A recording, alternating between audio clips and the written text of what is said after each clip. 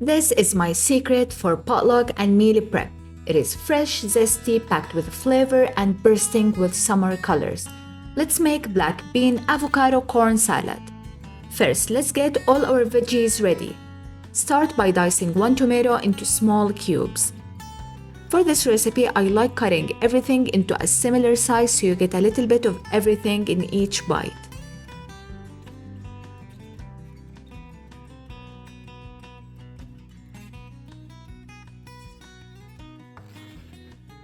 Next, dice one small red onion. I like using red onion instead of white because it has a milder flavor and it pairs so well with this salad. Now, for the avocados, I like to cut them into quarters before removing the skin. It makes them much easier to peel.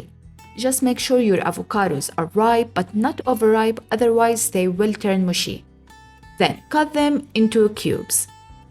By the way, there isn't much prep after that. In a large bowl, add the corn, black beans, I'm using canned for both, then add all the veggies we just prepared.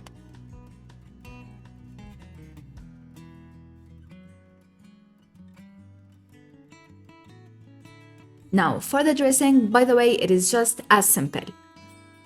Add the juice of 1 lime, then half a teaspoon of salt, quarter a teaspoon black pepper, and about 1 or 2 tablespoons of chopped cilantro. Now give everything a good mix.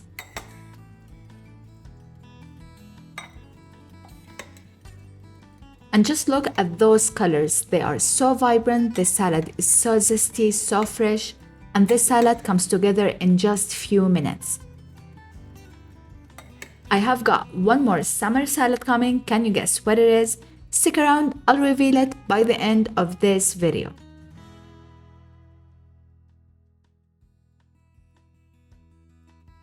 Back to our salad, we are ready to serve it, and let me show you my favorite way of doing so. First, spoon it onto a serving plate, then top it with a few jalapeno slices and a sprinkle of smoked paprika and some chili flakes. If you like more heat, mix the jalapeno slices and chili flakes right into the salad and dressing.